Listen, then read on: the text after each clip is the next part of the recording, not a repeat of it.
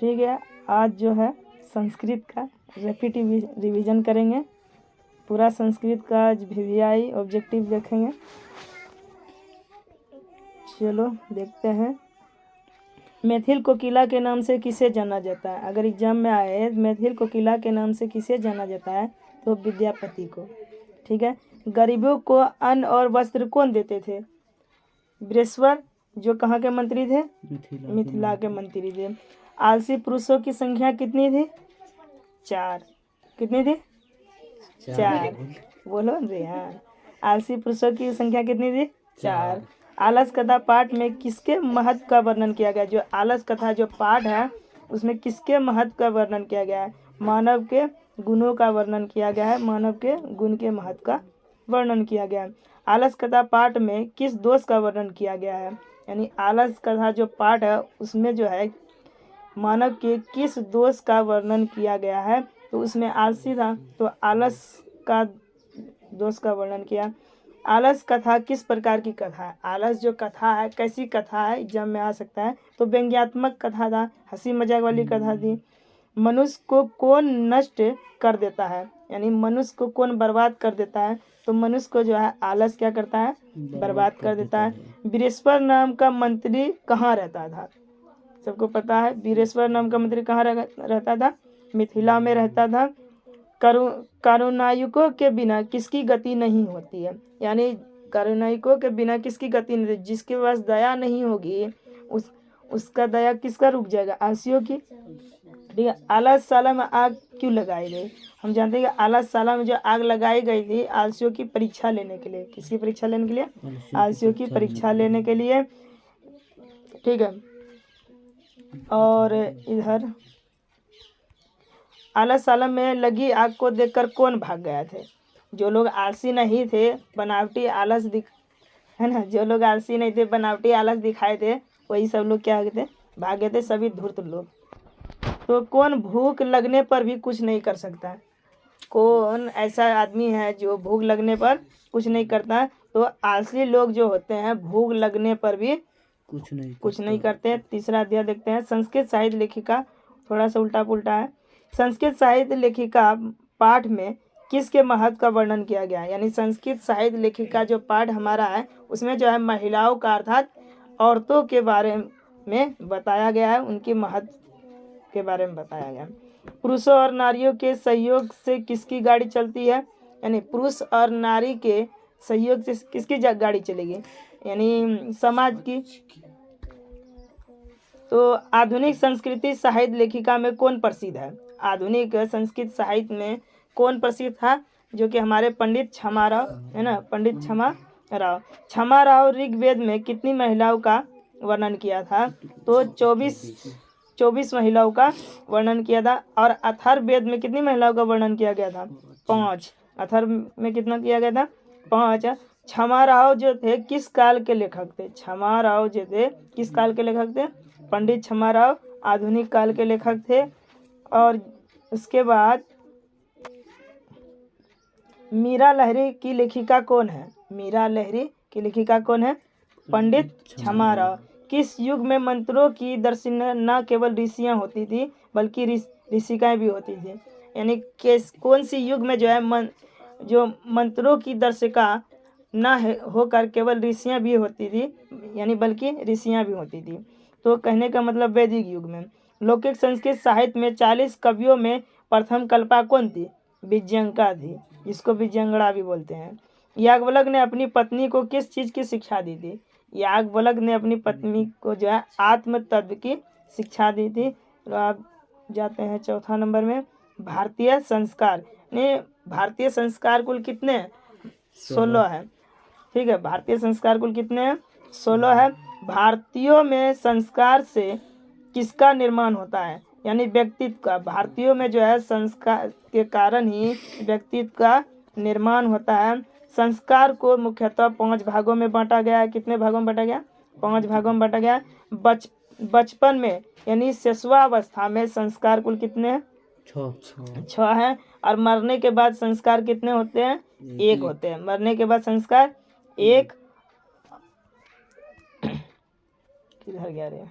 और किस संस्कार के द्वारा मनुष्य गृहस्थ जीवन में प्रवेश करता है, यानी किस संस्कार के द्वारा मनुष्य जो है गृहस्थ जीवन में प्रवेश करता है। तो विवाह संस्कार में क्या होता है, मनुष्य जो है गृहस्थ जीवन में प्रवेश कर लेता है। संस्कार मरने के बाद, है ना, संस्कार मरने के बाद कौन सा संस्कार संपन्न होता है, यानी मरने के बाद कौन संस्कार होता है, तो अंत्येष्टि संस्कार बोलते हैं। तो कि अंत्येष्टि संस्कार यानी मरने के बाद अंतिम इच्छा जो करते हैं। अंत्येष्टि संस्कार कब होता है, मरने के उपरांत जब आदमी मर जाता है। ठीक है। अक्षर आरंभ करना यानी अक्षर यानी पढ़ना लिखना किस संस्कार में होता है, तो शिक्षा संस्कार में। अक्षरों का आरंभ यानी अक्षर जो लिखने की कोशिश करते हैं शुरू से, तो कब से आरंभ होता है, तो शिक्षा आरंभ में होता है।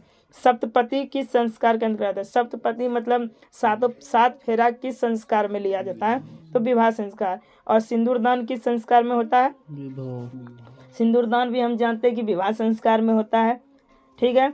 उसके बाद आता है कर्मवीर कथा। कर्मवीर कथा हम पढ़ चुके हैं। कर्मवीर कथा का मतलब तुम्हारा कर्म से वीर। इस कथा में जो है कर्म से वीर के बारे में बताया गया है। कर्मवीर कथा समाज की किस वर्ग की कथा है, दलित वर्ग की, यानी कर्मवीर जो कर्मवीर था वो दलित वर्ग का था। भिखनटोला किस प्रांत में था, यानी भिखनटोला किस राज्य में था, प्रांत मतलब किस राज्य में था, बिहार में। कर्मवीर कहाँ का रहने वाला था, यानी भिखनटोला गांव का रहने वाला था कर्मवीर। कर्मवीर कौन था, कर्मवीर जो कौन था, राम प्रवेश राम। कर्मवीर कौन था, राम प्रवेश राम। और दलित पुरुष का नाम क्या था, जो दलित बालक था, दलित पुरुष था, उसका नाम क्या था, राम प्रवेश राम। गांव को देखने कौन आए थे, हम सब यही जानते हैं कि गांव को देखने के लिए वहाँ कौन आए थे, बाहर से जो शिक्षक आए थे। और स्नातक परीक्षा प्रवेश में, यानी स्नातक परीक्षा में प्रवेश ने विद्यालय में कौन सा स्थान प्राप्त किया, यानी जो है राम प्रवेश जो है स्नातक परीक्षा में कौन सा स्थान प्राप्त किया था, प्रथम स्थान। किसकी ख्याति सभी जगह गूंजने लगी, यानी जो राम प्रवेश राम थे उन्होंने जो लोकसभा यानी क्या कहते हैं बीपीएससी की परीक्षा जो पास की थी, जिसके बाद सभी जगह उनका नाम गूंजने लगा। ठीक है। कर्मवीर ने कौन सा पद प्राप्त किया था, महत्तम पद यानी सबसे ऊंचा पद प्राप्त किया था। राम प्रवेश राम ने किस परीक्षा में उस स्थान प्राप्त किया था, तो लोक सेवा। कौन सेवा, लोक सेवा केंद्रीय परीक्षा जिसे बीपीएससी की कहते हैं। कर्मवीर राम प्रवेश राम ने कहाँ उन्नत स्थान प्राप्त किया था, तो सबसे ज़्यादा ऊंचा स्थान किस परीक्षा में किया था, तो केंद्रीय लोक सेवा परीक्षा में। बालक किसके शिक्षण शैली से आकृष्ट हो गया, यानी जो राम प्रवेश जो बालक था वो किसके पढ़ाने की शिक्षा शैली से आकृष्ट यानी आकृष्ट हो गया, तो शिक्षक जो नए शिक्षक जो आए थे बाहर से। शिक्षक ने किसे पढ़ाना प्रारंभ कर दिया, तो राम प्रवेश जो वहाँ जो शिक्षक आए थे राम प्रवेश राम को देखने के लिए, उससे जो आकृष्ट हुए थे, तो उन्होंने क्या किया, वो बालक को क्या किए, लेकर चले गए और वहाँ खुद उनको शिक्षा देना चालू कर दिया। कौन, शिक्षक राम प्रवेश को। 65। ठीक है। अब उसके बाद आता है स्वामी दयानंद सरस्वती। आर्य समाज की स्थापना किस नगर में हुई थी, तो मुंबई। हम जानते हैं कि स्वामी दयानंद सरस्वती जो है आर्य समाज के संस्थापक और समाज सुधारक के नाम से भी जाना जाता है। तो ये जो आर्य समाज की स्थापना किए थे, कहाँ किए थे, मुंबई नगर में किए थे।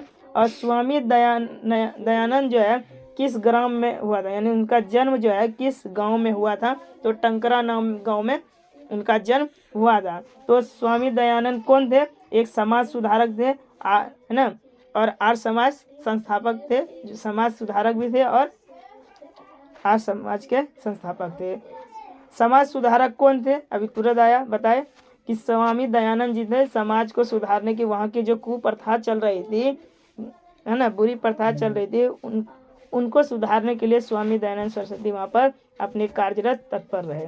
स्वामी दयानंद का जन्म किस प्रांत में हुआ था, तो स्वामी दयानंद का जन्म जो है किस प्रांत यानी किस राज्य में, तो गुजरात राज्य में हुआ था। आर्य साम्राज्य की स्थापना जो है, आर्य समाज की स्थापना कब हुई थी, तो 1875 ईस्वी में किसने की थी, स्वामी दयानंद सरस्वती ने। स्वामी दयानंद का जो है नाम क्या था, बचपन का नाम जो है क्या था, मूल शंकर था। और किसके कहने पर स्वामी दयानंद ने वैदिक ग्रंथ का प्रचार किया? तो किसके कहने पर स्वामी दयानंद ने वैदिक ग्रंथ का प्रचार किया? तो बिरजानंद जी। कौन? बिरजानंद जी महाराज जो थे, उन्हीं के कहने पर जो है स्वामी दयानंद सरस्वती जो है प्रचार करने लग गए वैदिक धर्म के। कौन मूर्ति पूजा के विरोधी थे? तो मूर्ति पूजा का विरोधी कहने का मतलब स्वामी दयानंद सरस्वती मूर्ति पूजा के विरोधी क्यों बन गए? क्योंकि वो जो देखे कि वहाँ जो मूर्ति रखी हुई थी भगवान शिव की, वहाँ जो है क्या हुआ, वहाँ जो मूषक था प्रसाद खा रहा था, तभी से उनके मन में जो है आस्था मूर्ति पूजा के आस्था उठ गई और इन्हीं को नाम जानते हैं। अब आता है ये क्या गया स्वामी, हाँ इधर स्वामी दयानंद के माता पिता किसके उपासक थे? यानी अभी बोले कि भगवान शंकर के, है ना, भगवान शंकर अर्थात भगवान शिव के उपासक थे, सब भगवान शिव के पूजा करते। आज समाज के संस्थापक हम जानते हैं स्वामी दयानंद सरस्वती थे। और हिंदू समाज को छोड़कर किसने धर्मात्र अपनाया? तो दलितों ने। वहाँ क्या हुआ, हिंदू समाज को छोड़कर किसने, 72 कैसे आ गया, 76 से 72, ठीक है। तो स्वामी दयानंद सरस्वती का जन्म कहाँ हुआ था? गुजरात के टंकरा गांव में। चलो उसके बाद आते हैं व्याघ्रपथी, जो एक रोमांचक कथा है।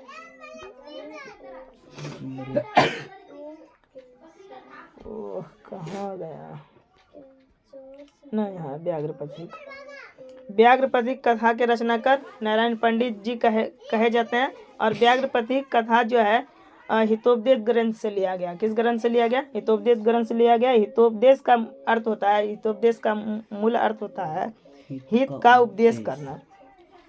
व्याघ्रपथी कथा हितोपदेश के किस खंड से लिया गया था? तो हम सब जानते हैं कि मित्रलाभ खंड से लिया गया था। उसके बाद स्नान करके हाथ में कुश लेकर तालाब के किनारे कौन बैठा हुआ था? तो स्नान कर हाथ में कुश लेकर जो था बूढ़ा बाघ बैठा हुआ था, जो कि व्याघ्र है। पथिक को किसने मारा? तो हम जानते हैं कि पथिक को जो है चालाकी से वृद्ध व्याघ्र ने मार डाला।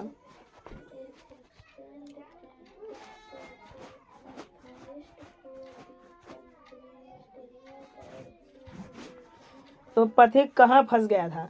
तो पथिक को जैसे लोभ दिया था किसने? बाघ ने लोभ दिया था कि तुम ये जो है सोने का कुश ले जाओ।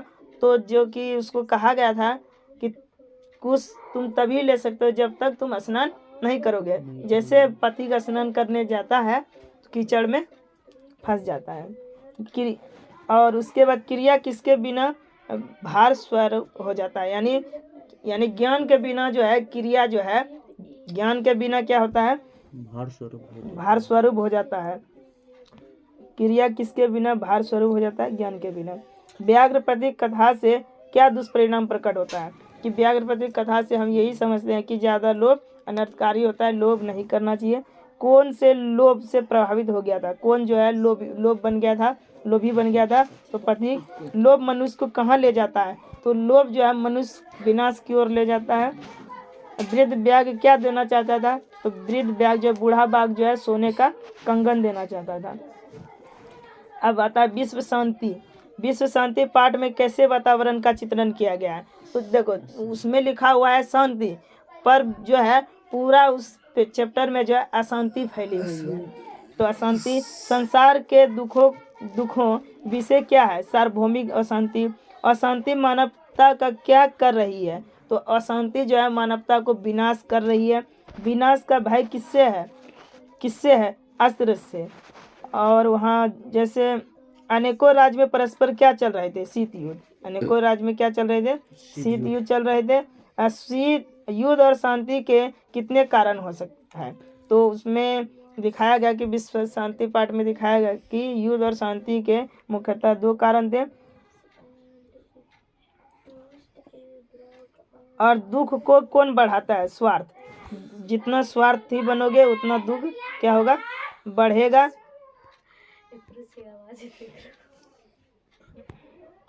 जंतु के हृदय रूपी गुफा में क्या है विद्वान? तत्व। यानी जंतु की हृदय गुफा में क्या विद्वान है? तत्व अर्थात आत्मा। देवलोक का मार्ग किससे प्रस्तुत होता है? किससे प्रस्तुत होगा? सत से। मृत्यु को बस में कौन कर लेता है? कौन कर लेता है मृत्यु को बस में? विद्वान लोग। विद्वान जो लोग होते हैं, ये मंगलम पाठ का है, विद्वान लोग जो होते हैं मृत्यु को क्या कर लेते हैं? बस में कर लेते हैं, है ना। मंगलम पाठ के रचनाकार कौन है? मंगलम पाठ के रचनाकार महर्षि वेद व्यास जी हाँ, तो महर्षि वेद जी है। उपनिषद के रचनाकार कौन है? महर्षि वेद व्यास जी है। और मंगलम पाठ में कितने मंत्र के बारे में बताया गया है? 5 मंत्र के बारे में बताया गया। अणु से भी छोटा क्या है?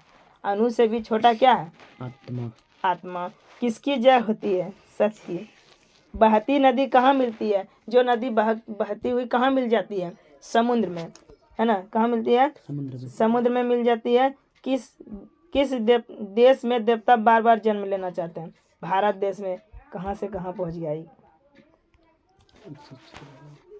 देवलोक का मार्ग किससे प्रस्तुत होता है? यानी देवलोक का मार्ग तभी प्रस्तुत होगा सत से। किससे? मृत्यु को बस में कौन करता है? विद्वान। किसकी विजय नहीं होती है? असत की। उपनिषदों की संख्या कुल कितनी है? 108। असत का मुख किस पात्र से ढका हुआ है? हिरमेन पात्र से। अब आते हैं भारत महिमा पाठ। तो भारत महिमा पाठ में भारत की महिमा के बारे में बताया गया है। पुराण के रचनाकार कौन है? महर्षि वेद व्यास जी। किसकी महिमा सर्वत्र गाई जाती है? यानी किसकी महिमा जो है सभी जगह गाई जाती है? तो भारत की महिमा सभी जगह गाई जाती है। किस देश के गीत देवता भी गुनगुनाते हैं? वैसा कौन सा देश है जिनका गीत जो है देवता भी गुनगुनाते हैं? तो भारत देश है। किस देश में देवता बार बार जन्म लेना चाहते हैं? तो भारत देश में। और नरक के कितने द्वार हैं? बताओ दो। 3 द्वार हैं। क्षमा किसकी हत्या कर देता है? क्षमा जो है क्रोध की हत्या कर देता है। कौन सर्वश्रेष्ठ धन है? सबसे सर्वश्रेष्ठ धन क्या है? धर्म है। शोभा की कौन प्रशंसा करता है? शोभा की, ये भारत देश जो है मेरा, उसकी शोभा की प्रशंसा कौन करता है? देवतागण करते हैं। भारत की महिमा कहाँ गाई जाती है? सभी जगह। कहाँ पर? सभी जगह। जगत का गौरव कौन है? जगत का गौरव कौन है? भारत। अब भारत महिमा पाठ का प्रथम पद या श्लोक कहाँ से संकलित है? तो विष्णु पुराण से। देवता क्या गाते हैं? गीत गाते हैं। गीत है, गीता छोड़ो। तो नीति श्लोक पाठ। नीति श्लोक के रचनाकार कौन है? महात्मा विदुर। विदुर नीति किस पाठ से संकलित है? तो नीति श्लोक से। किसके प्रश्न का उत्तर विदुर जी देते हैं? तो धृतराष्ट्र।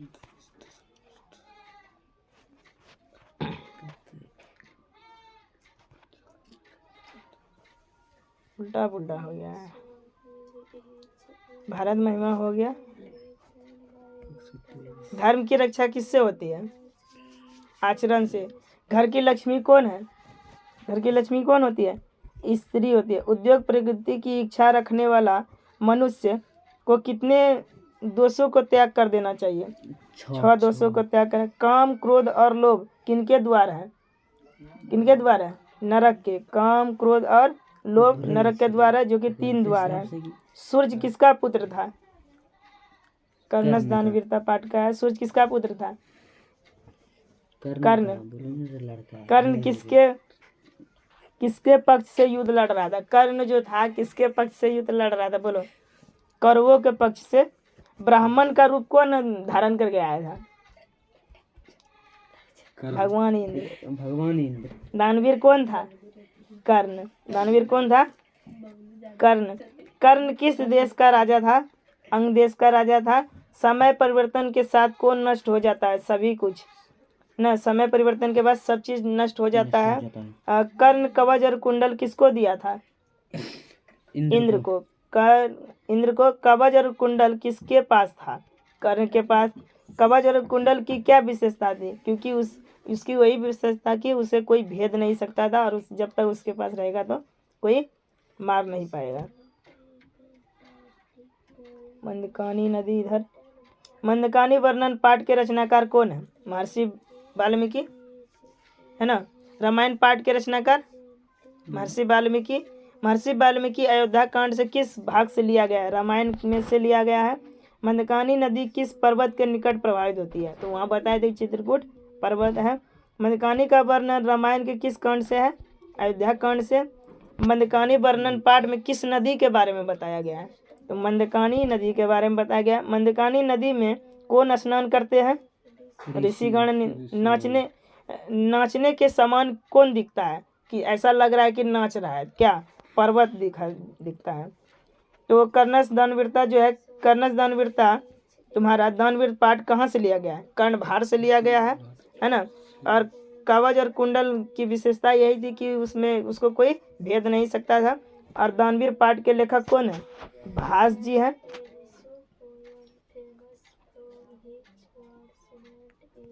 लास्ट चैप्टर जो है, भारतवर्ष में किसकी महत्व सबसे अधिक है? शास्त्र की वर्ग में कौन प्रवेश कर जाते हैं? शिक्षक करते हैं। छात्र किसका अभिवादन करते हैं? जैसे शिक्षक प्रवेश करते हैं तो किसका अभिवादन? शिक्षक का। किसका व्याकरण प्रसिद्ध है? यानी व्याकरण के किसका प्रसिद्ध है? पाणिनि का। ज्ञान का शासक कौन होता है? शास्त्र होता है। मनुष्य को कर्तव्य और कर्तव्य का बोध कौन कराता है? शास्त्र कराता है। सांख्य दर्शक के संस्थापक कौन है? महर्षि गौतम। योग दर्शन के संस्थापक कौन थे? महर्षि पतंजलि। न्याय दर्शक के संस्थापक महर्षि अक्षपाद। चरक संहिता के कौन है? आयुर्वेद शास्त्र। बस इतना ही है, इतना पढ़कर जाओगे बस। थोड़ा सा इधर मंगलम पाठ का जो लास्ट में दिया है वो देख लेते हैं। पाटलिपुत्र वैभव पाठ किस नगर का वर्णन है? पाटलिपुत्र का।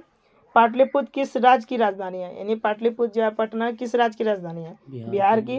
पाटलिपुत्र किस नदी के किनारे स्थित है? गंगा नदी। पाटलिपुत्र का जो भूतकाल के समय क्या नाम था? पाटलिगरम। गांधी सेतु पुल कहाँ अवस्थित है? गांधी सेतु पुल कहाँ अवस्थित है? पाटलिपुत्र में। नगर की पालिका देवी कौन है? पटन देवी। पाटलिपुत्र में किस महापुरुष का जन्म स्थल है? गुरु गोविंद सिंह का, है ना। किसका जन्म है? गुरु गोविंद सिंह। चंद्रगुप्त मौर्य किस वंश के संस्थापक थे? मौर्य वंश के। सिखों के 10वें गुरु का क्या नाम है? गुरु गोविंद सिंह। यूनान का राजदूत कौन था? मेगास्थनीज। और इधर है थोड़ा, किस काल में पटना का नाम प्रसिद्ध था? मध्यकाल में। गोलघर कहाँ पर अवस्थित है? पटना में। पाटलिपुत्र का इतिहास कितना वर्ष पुराना है? 2500 वर्ष पुराना है। एशिया महादेश का सबसे बड़ा सेतु कौन है? गांधी सेतु। कौमुदी महोत्सव कहाँ मनाया जा रहा था? पाटलिपुत्र में। और कौमुदी महोत्सव किस ऋतु में मनाया गया था? शरद ऋतु में।